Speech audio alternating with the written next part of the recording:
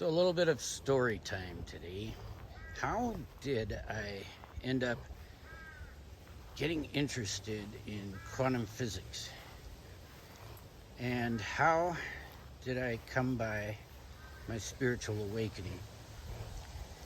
10 years ago, I was at rock bottom. I've had a few rock bottoms in life. But 10 years ago was the last one. And I had been drinking heavily. And I can blame that on various things. Basically being a complete slave to my ego and completely in victim mentality. And I blamed people around me, but mainly I blamed my job for my distress. And then one day I got alcoholic pancreatitis. And I had to go to the hospital. And I couldn't drink. And so I went into full-blown delirium tremens. And it was my coworkers that took care of me. But be that as it may, I came to my senses 3 weeks later. Pretty much 3 weeks went by without me forming any memories. I was definitely, there was somebody else inhabiting my body at that time, according to my family and my coworkers. And when my first awareness after that was being told that my brain was fried, that I would never be the same, that I probably wouldn't be able to work anymore, because of course my job depends heavily on my ability to think clearly and accurately. And I went to rehab, and my brain did more or less come around. I was able to beat my daughter in a game of bananagrams, and I realized that, okay, it seems to be working. But I felt that I needed to do something more to rehabilitate my brain. And I've always had an interest in science fiction. I've always had an interest in the stars, traveling out into the galaxy. And so I wanted to come up with a way to, for real, make it possible to fly out into the stars on the Starship Enterprise or the Millennium Falcon or the Battlestar Galactica, depending on what kind of faster than light travel you like best. I don't know, I like the Star Trek type best, the warp drive. But, well, what does a guy do to make this thing a reality?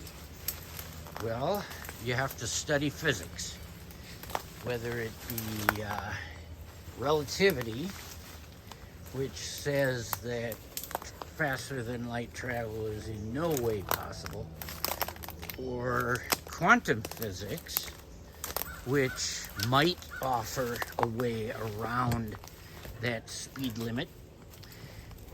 But bonus,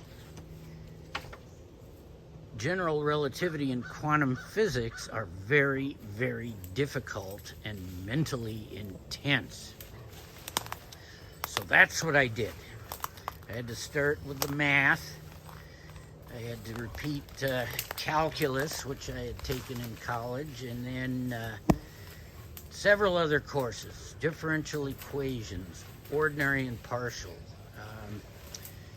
linear algebra, vector calculus, tensor calculus, differential geometry, group theory, and on and on. And then it was time to actually start relativity and quantum physics. MIT OpenCourseware was very helpful in this regard, and in fact I have been able to find on YouTube almost all of the coursework that I've needed. You know, really my ticket in to scholarly level physics learning was a book by Roger Penrose called Road to Reality.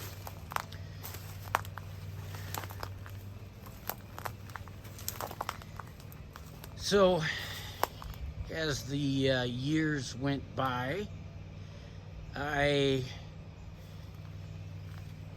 found some things out, discovered some things, which I thought, gee, this might be an original discovery. You know, my ego would not let me believe that for sure, because I'm just some amateur dude.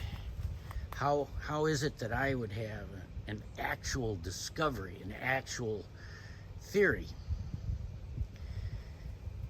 But I pursued it, and in part of that pursuit was to learn a technique called brain spotting,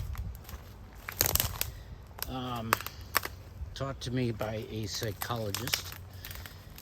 And in that, you focus on different parts of your field of vision while the psychologist watches what you're doing with your eyes.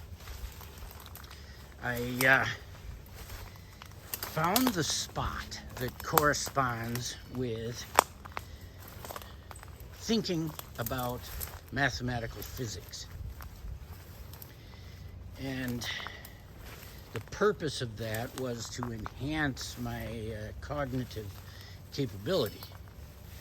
And so I had learned to meditate from reading Eckhart Tolle's book, The Power of Now.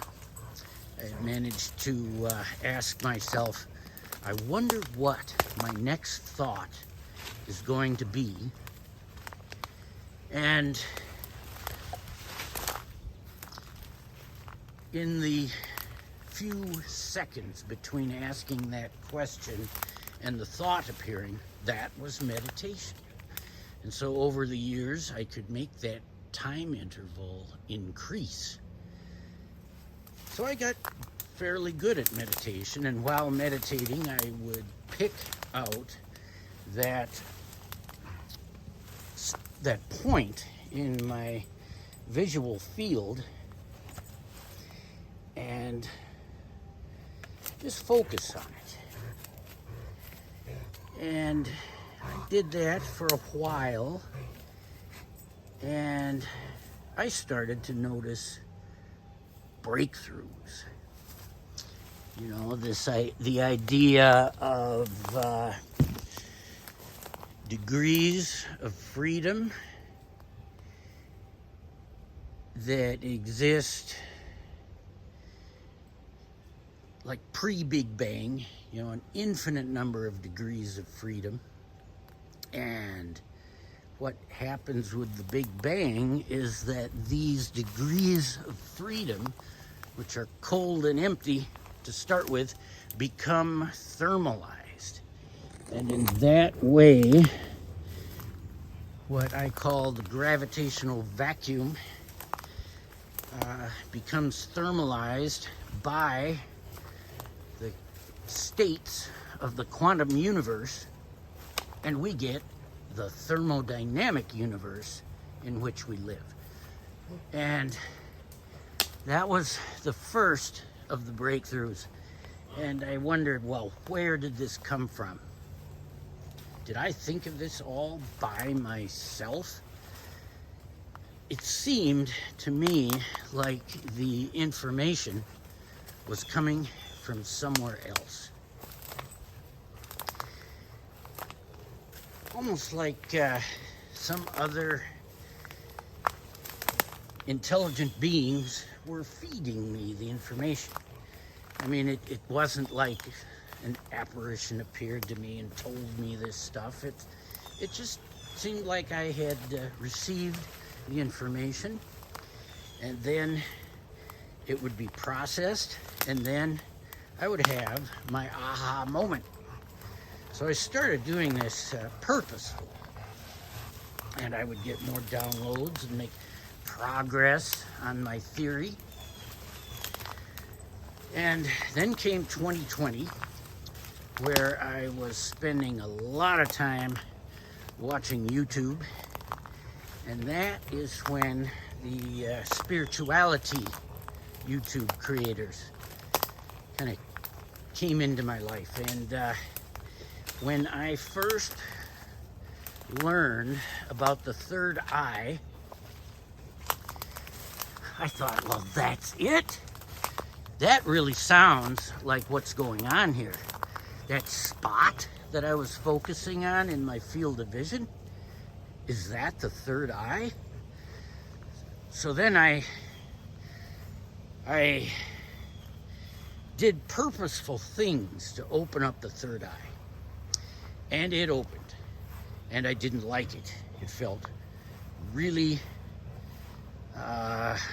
scary, right?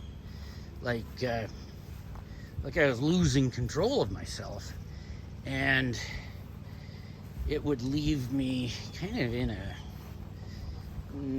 worn out, sort of a little bit of a depressed state. Well, what I had to learn was that the third eye is one of 7 main chakras, and I had paid no attention to any of the others. So, well, for the next 3 years, I worked on the others, you know, envisioning them. To me, the chakras are colorful balls of light, colorful spheres of light, and they spin. I would say they have spin and angular momentum, just like subatomic particles.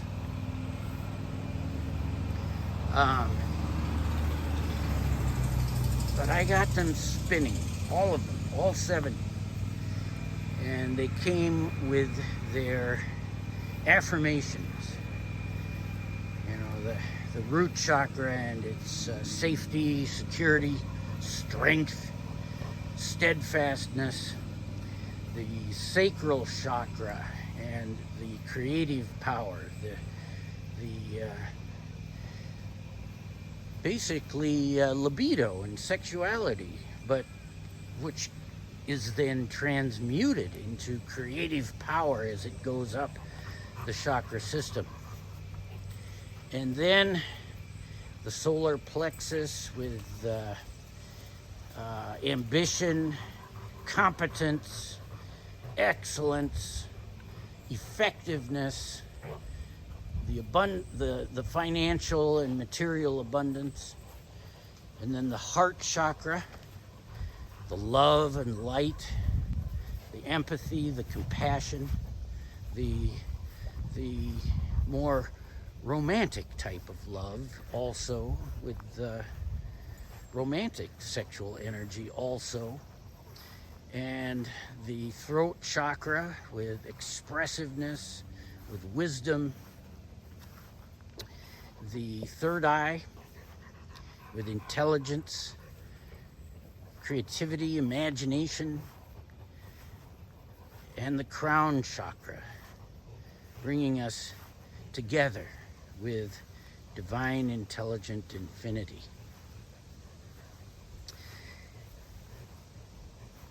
So then that brings us to about a year ago, when I ended up in New York City and consulted a psychic at a street fair. Well, basically because she pulled me into the tent and said, "Hey, you want a reading?" And that did not turn out well. I'm afraid I parted with a fair amount of money in that interaction, and basically she was using fear of negative entities to cause me to give her money. It only worked for a short time though, because then YouTube showed me some good content on negative entities and how really it's love and light and faith and not fear at all that keeps you safe from those.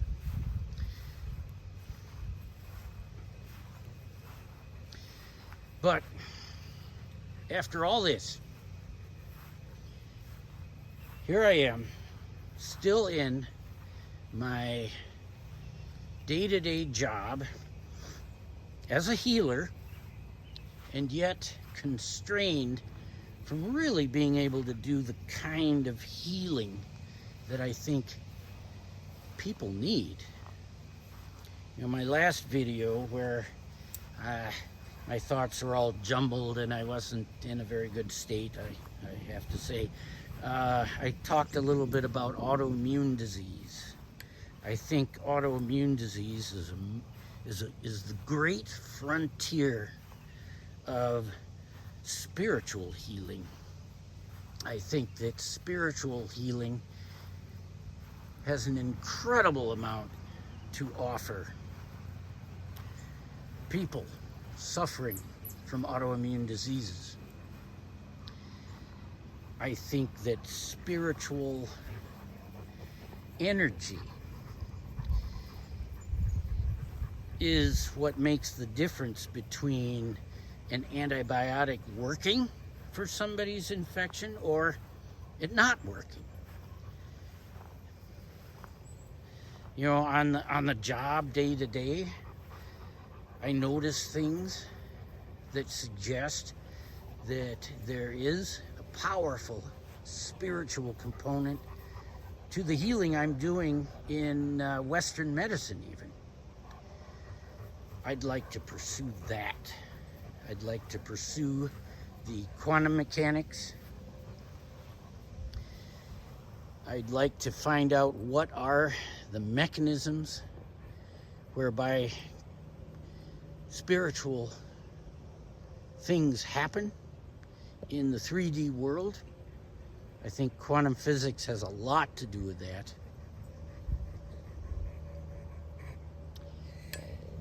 And I have oh so much more to say about quantum physics and spiritual healing. So that is, in a nutshell, my story about how I transitioned from my emotional and spiritual bottom to where I am today. I'd love to go into depth more on a lot of these things, and I will. So thanks for listening to my story. And I think I managed to keep it under 20 minutes. All right, more to come. Oh, before I go, I have a thought of setting up what I call tea time. And, you know, I think I'll make another video talking about tea time and what that means to me and what I'd like to do with it. But I'm going to have it happen, hopefully, on July the 21st. And more to come on what that is and what I'd like to do with it. So, thanks for listening. Please like and subscribe and leave a comment. Always love the comments. Thanks.